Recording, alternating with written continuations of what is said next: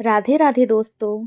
हमेशा की तरह इस बार फिर धुंध गहरी होने लगी और चारों ओर सन्नाटा छा गया। मनोहर अच्छी तरह जानता था कि आगे क्या होने वाला है, पर फिर भी ना जाने किस डर के कारण उसके दिल की धड़कन तेज होने लगी। धुंध के साथ साथ ठंड भी बढ़ने लगी और मनोहर कांपने लगा। लगता था कि सारी दुनिया एक सफेद बर्फीली चादर से ढक गई है। कोहरे के बीच में अचानक एक काला साया नजर आया जो मनोहर की ओर धीरे धीरे बढ़ने लगा। यह जानते हुए भी कि उसे कोई खतरा नहीं है, मनोहर वहां से घूमकर भागना चाहता था, पर उसे लगा कि उसके पैर वहां जम ही गए थे। साया मनोहर के पास आया और उसका चेहरा साफ दिखाई देने लगा। यह वही चेहरा था जो उसने पहली बार कभी ना भूलने वाली रात को देखा था। मासूम सा चेहरा था, एक 16-17 साल के लड़के का। मनोहर की तरफ उसने उंगली से इशारा किया। ठंड के बावजूद मनोहर पसीना पसीना हो गया। तुमने मुझे मारा, तुम ही मेरी मौत के जिम्मेदार हो। तुम्हें इसका प्रायश्चित करना पड़ेगा। तुम्हें मेरी मौत की कीमत चुकानी पड़ेगी। लड़के ने मनोहर पर इल्जाम लगाया, पर गलती मेरी नहीं थी। मनोहर ने अपने ऊपर लगे अभियोग का विरोध किया। गलती चाहे जिसकी भी थी, पर मारा तो तुमने ही मुझे। लड़के ने दबाव डालना जारी रखा। मैं क्या करता? तुम अचानक बिना कोई चेतावनी दिए मनोहर ने जवाब देना शुरू किया, पर हमेशा की तरह उसकी बात पूरी तरह बिना सुने लड़का धुंध में गायब हो गया। मनोहर चौंक कर उठा। पसीने से उसका बदन गीला था। वह जानता था कि अब कम से कम 1.5-2 घंटे तक वह सो नहीं पाएगा। यही सपना उसे हफ्ते में 2 या 3 बार आता था। उस हादसे के बाद से मनोहर ने सोचा कि वह उस रात को कभी भूल नहीं सकेगा। धीरे धीरे वह गहरी सोच में डूबता गया। हॉल खचाखच भरा था। पार्टी खूब जोर शोर से चल रही थी। लोग विदेशी संगीत पर नृत्य कर रहे थे, पर बातचीत के शोर के कारण ठीक से कुछ भी सुनाई नहीं पड़ रहा था। जितने लोग मौजूद थे, चाहे मर्द हो या औरत, तकरीबन सब ने हाथ में गिलास पकड़ रखा था। शराब पानी की तरह बह रही थी। एक कोने में खड़ा मनोहर बिना कोई खास रुचि के तमाशा देख रहा था। मनोहर का दोस्त अशोक उसके पास आया और उसने उसे एक गिलास पकड़ाने की कोशिश की। तुझे अकेले खड़े बोर होते हुए देखकर मुझे बहुत दुख होता है, उसने कहा। यह ले विस्की पी, शायद यह तुझे किसी लड़की से बात करने की हिम्मत दे। मनोहर ने सिर हिलाया। तुम जानते हो कि मैं शराब बहुत कम पीता हूँ, और पार्टी के बाद जब कार खुद चलाकर घर जाना होता है, जैसा कि आज, तब तो मैं शराब की तरफ देखता भी नहीं हूँ। छोड़ यार। अशोक ने फिर गिलास मनोहर की ओर बढ़ाया। एक पैग से क्या होता है? मैं तो हर पार्टी में 5 से 6 पैग पीकर भी कार चलाकर सही सलामत घर पहुंचता हूँ। मनोहर मना करता गया, पर अशोक नहीं माना। आखिर में तंग आकर मनोहर ने काफी अनिच्छा से गिलास ले लिया। शाम भर मनोहर ने बस वही एक पैग धीरे धीरे पिया, जिसका असर उस पर तकरीबन ना के बराबर था। रात काफी हो चुकी थी जब मनोहर ने होटल की पार्किंग से अपनी गाड़ी निकाली और घर की तरफ चला। हल्का कोहरा छाया हुआ था, पर सड़क पर साफ दिखाई दे रही थी। वाहनों की भीड़ कम थी। मनोहर ने अपनी कार की रफ्तार 50 और 60 किलोमीटर प्रति घंटे के बीच में ही रखी थी।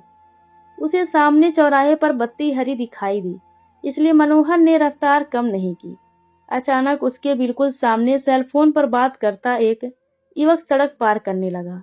मनोहर ने ब्रेक पैडल जोर से दबाया, पर तब तक देर हो चुकी थी। कार युवक से टकराई और वह तकरीबन 5 मीटर आगे जाकर गिरा। मनोहर ने कार रोकी और युवक के पास दौड़कर पहुंचा। मनोहर ने उसका चेहरा गौर से देखा। उसकी आंखें बंद थी और वह बेहोश लग रहा था। मनोहर ने उसे उठाकर कार में रखा और नजदीक वाले अस्पताल की ओर चला, पर तब उसे ख्याल आया कि अगर वह स्वीकार कर ले और पुलिस को उसकी सांस में शराब मिले तो उसे शायद जेल जाना पड़े। यह सोचते हुए मनोहर ने अस्पताल के इमरजेंसी वार्ड से कुछ दूरी पर कार रोकी और युवक को उठाकर अंदर ले गया। वहां एक वार्ड बॉय को सौंप कर बोला, एक्सीडेंट हुआ है, मैं इसकी माँ को लेने जा रहा हूँ, और वहां से भाग गया। 2 दिन के बाद अखबार के अंदर के कोने में उसने पढ़ा कि उस रात किसी अज्ञात व्यक्ति ने एक अधमरे युवक का शव अस्पताल में छोड़ा था और फिर वहां से लापता हो गया था। उसी रात से मनोहर को धुंध वाला सपना आने लगा। मनोहर अपनी विधवा माँ के साथ रहता था। इन सपनों के कारण उसकी रोजमर्रा की जिंदगी में थोड़ा बहुत बदलाव जो आया, वह उसकी माँ की नजरों से छिप तो नहीं सकता था।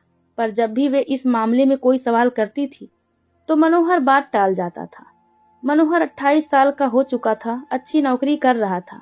उसकी माँ चाहती थी कि वे जल्दी से जल्दी मनोहर की शादी कर दें, ताकि दिन भर बात करने के लिए उन्हें एक बहू मिल जाए और साल के अंदर वंश चलाने के लिए एक पोता।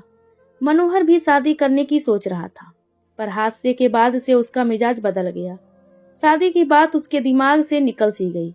बस एक बात बार बार उसके मन में आती, मेरी लापरवाही के कारण किसी ने अपना बेटा खो दिया था।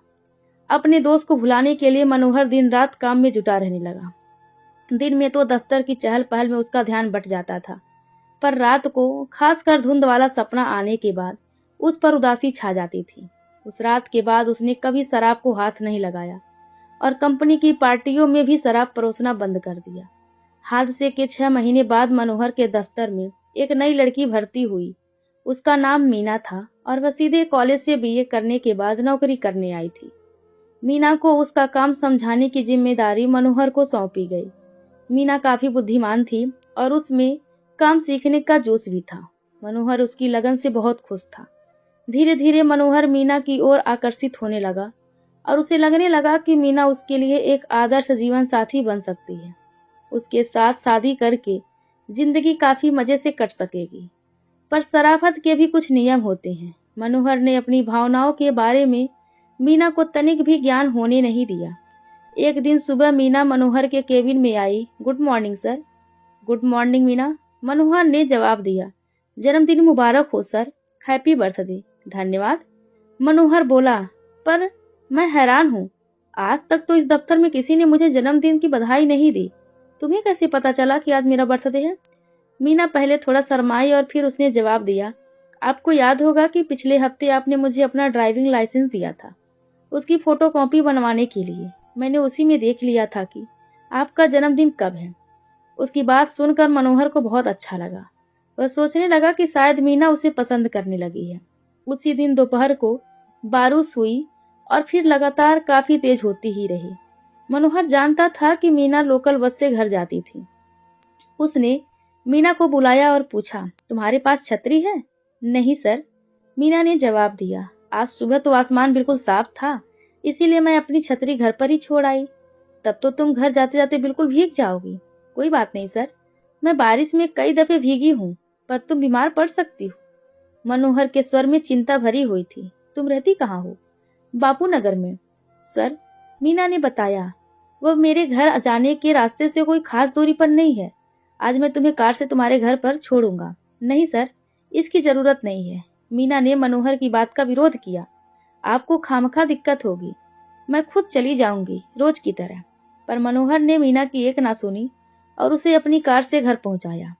अगले दिन मीना ने मनोहर से कहा, सर, मैंने आपके बारे में अपने माता पिता को बताया। वे बहुत खुश थे कि आप जैसे बड़े अफसर ने मुझ पर एहसान किया और मुझे भीगने से बचाया।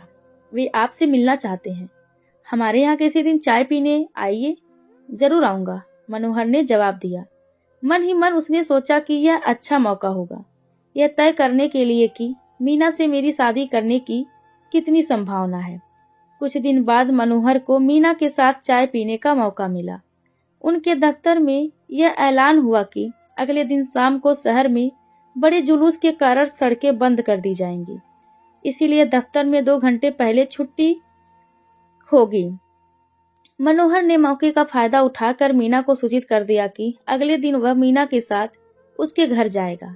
अगली शाम 4 बजे जब छुट्टी मिली तो मनोहर मीना को लेकर उसके घर की ओर चला। रास्ते में उसने मीना के बारे में उससे जानकारी हासिल करने की कोशिश की। तुम्हें किस तरह की फिल्में पसंद आती हैं? उसने पूछा। जो टीवी में आ जाए वही देखती हूँ सर, मीना ने जवाब दिया। सिनेमा हॉल में जाने का मौका सिर्फ वीकेंड पर मिलता है और तब भीड़ के कारण टिकट नहीं मिलता। तुम्हारे कितने भाई बहन हैं? मनोहर ने आगे बढ़कर सवाल किया। मेरा एक भाई था, पर पिछले साल एक हादसे में उसका देहांत हो गया। यह कहते कहते मीना की आवाज कुछ टूट सी गई। मनोहर को लगा कि जैसे उसने कोई पुराना घाव कुरेद दिया है। उसने आई एम सॉरी कहा और बाकी रास्ते भर चुप ही रहा। मीना का घर एक मिडिल क्लास 2 बेडरूम का अपार्टमेंट था। उसके माता पिता बड़े प्यार से मनोहर से मिले। मीना के पिता ने तकरीबन 35 साल नौकरी करने के बाद भारतीय रेलवे से अवकाश प्राप्त किया था।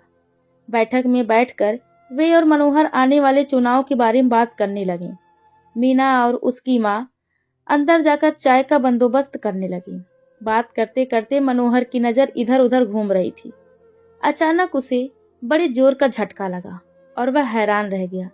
सामने दीवार पर एक बड़ी सी तस्वीर लगी हुई थी, जिस पर पुष्पमाला पड़ी हुई थी, और तस्वीर उसी नौजवान की थी जो मनोहर की कार के नीचे आ गया था। मनोहर अपनी आंखों पर विश्वास खो बैठा। आज के नेता अपनी कुर्सी की ज्यादा और जनता की खुशहाली की चिंता कुछ कम ही करते हैं। माफ करना सर, मनोहर ने उनकी बात काटी। पर क्या मैं पूछ सकता हूँ कि दीवार पर लगी यह फोटो किसकी है? मीना के पिता एकदम चुप हो गए। फिर कुछ रुक कर बोले, यह हमारा इकलौता बेटा प्रशांत था, मीना का भाई। पिछले साल एक दुर्घटना में इसका देहांत हो गया। पर इसके बारे में तुम मीना या उसकी माँ के सामने कुछ नहीं पूछना। वे दोनों अपना गम अभी तक भुला नहीं पाई हैं। इसके बारे में सोच कर वे आज भी बहुत भावुक हो जाती हैं। मनोहर का सिर चकराने लगा। उसने सोचा, जिस लड़की से मैं शादी करना चाहता हूँ, उसी के इकलौते भाई की मौत का जिम्मेदार मैं ही हूँ। बाकी शाम कैसे कटी मनोहर को ठीक से याद नहीं। कुछ खाया, कुछ बोला, सब कुछ स्वचालित था। मीना की माँ ने उसकी फैमिली के बारे में पूछा। जब उसने यह बताया कि उसकी शादी अभी तक नहीं हुई है, तो मीना के माँ बाप ने नजरें मिलाई, पर ख्यालों में डूबे हुए मनोहर ने कुछ नहीं देखा। मीना के साथ एक आनंदमय जिंदगी बिताने के उसके सपने चूर चूर हो गए थे।